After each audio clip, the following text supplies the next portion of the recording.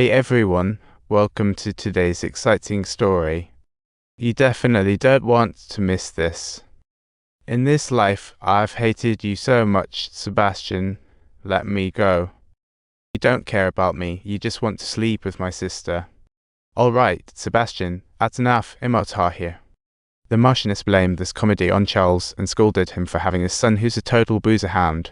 Charles got scolded, but didn't get mad because he secretly felt a bit proud. At least he was part of the family until he was kicked out. He picked up his paintbrush to kill time, and 5 years flew by.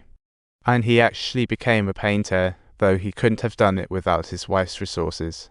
But on a gloomy afternoon, the weary Marchioness suddenly showed up, begging Charles to go to Morocco and bring Dean back home. You squeezed me out of our home and poisoned my relationship with the kids, and now you want me to beg you. I can ask anyone anything. If I agreed, would you think Sebastian would have a say in that? He cares for you more deeply than anyone else does. All I desire is to see them stay safe and be happy. But all they'll do is hate me, and as they looked at each other, tears sparkled. Charles suddenly realized this might just be a dying wish. Even knowing the hope was slim, he set off for North Africa. The hospital smelled of disinfectant as Charles walked through the corridors and saw a completely changed Dean. The once handsome youth now looked like a dried-up manuscript, his eyes lacking the former sparkle, only a void remained. Charles tried to convince him to come home, but Dean barely had the strength to stand. Despite that, Dean remained resolute, willing to give up titles and wealth to live a simple and peaceful life abroad. When Charles mentioned going home, Dean's eyes were as still as a dead sea. This once free spirit now saw the air of his homeland as a prison.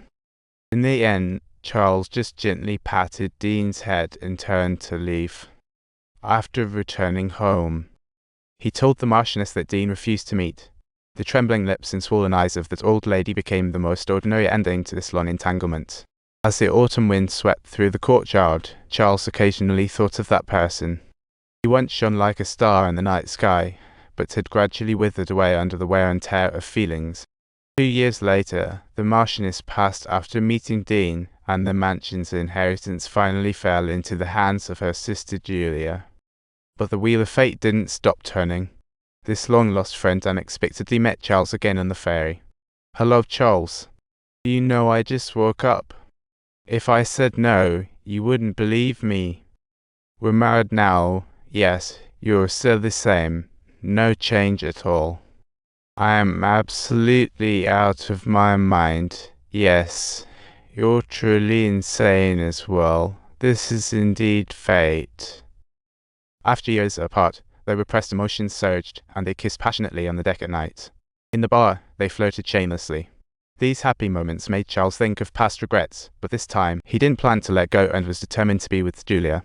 So he quickly divorced his wife, heedless of they openly became a couple, but as a Catholic, Julia couldn't get divorced. To help her completely end this marriage, Charles accompanied her back to the long-lost family estate. This estate is now managed by Julia's other brother and husband, Rex. The brother was quite indifferent to his sister's return, while Rex eyed them with interest. Rex had made a lot of money over the years from wartime arms trading. He had long since forgotten about changing faith for the sake of a marriage alliance. When Charles proposed to dissolve the marriage, this man was unbothered.